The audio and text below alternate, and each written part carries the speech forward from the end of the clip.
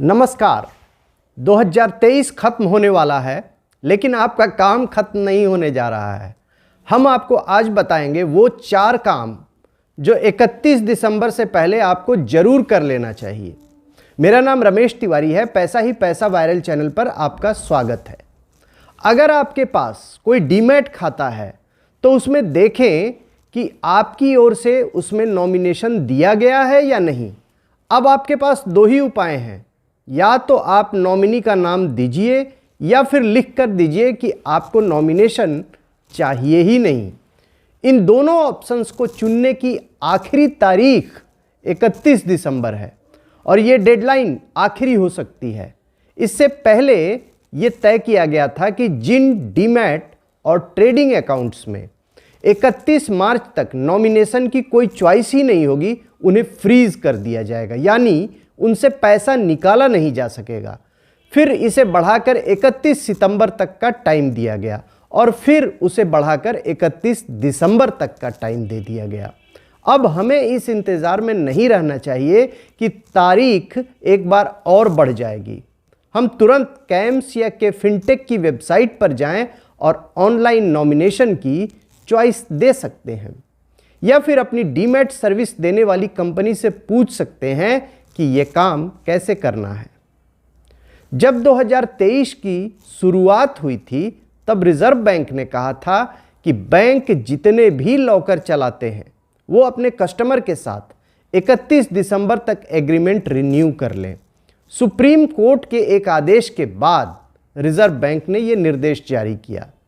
अब जो नया एग्रीमेंट होगा उसमें साफ साफ कहा गया है कि लॉकर में कोई भी अवैध या नुकसानदेह चीज नहीं रखी जा सकेगी, और यह भी कहा गया है कि लॉकर को आग, चोरी, फ्रॉड या और किसी लापरवाही से नुकसान होगा तो बैंक पैसा देगा।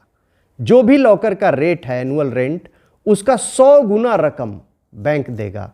कोई प्राकृतिक आपदा आ जाती है तो यह नियम नहीं लागू होगा, और लॉकर रेगुलर ऑपरेट करना होगा। नहीं करने पर क्या नियम लागू होगा यह भी एग्रीमेंट में साफ है।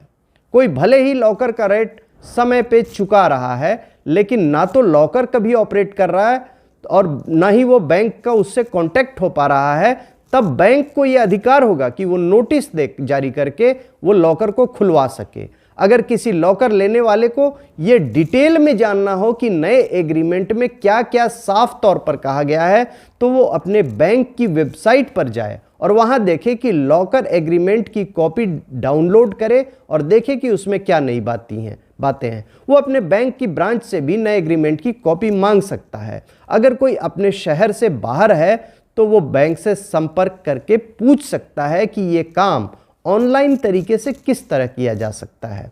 जो भी एग्रीमेंट करें उसकी कॉपी लेना ना भूलें। इन दिनों बहुत सारे लोग यूपीआई के जरिए पेमेंट करते हैं। इसके लिए लोग पेटीएम, गूगल, फोन पे, इन सब पर यूपीआई सर्विस का लाभ उठाते हैं। इसके लिए हर जगह आपको यूपीआई आईडी बनाना पड़ता है, लेकिन अगर कोई आईडी 1 साल से इस्तेमाल ही नहीं हुई है तो अब उसे डीएक्टिवेट कर दिया जाएगा। अगर कोई अपना फ़ोन नंबर बदल ले और उसे यूपीआई के रिकॉर्ड से ना हटाए तो फंड किसी और को भी ट्रांसफ़र हो सकता है। और इन दिनों आप सुन रहे होंगे कि यूपीआई के जरिए फ्रॉड की घटनाएं भी बढ़ रही हैं। इससे बचाने के लिए ही जो आईडी इस्तेमाल नहीं हो रही है उसे डीएक्टिवेट करने का फैसला किया गया है। अगर कोई अपनी आईडी डीएक्टिवेट होने से बचाना चाहता है तो वो कम से कम 1 ट्रांजैक्शन उस आईडी से अभी कर ले। जो लोग इस साल 31 जुलाई तक अपना इनकम टैक्स रिटर्न नहीं भर सके थे, उन्हें 31 दिसंबर तक रिटर्न भरने का आखिरी मौका मिलेगा। ये रिटर्न फाइनेंशियल ईयर 2022-23 के लिए होगा।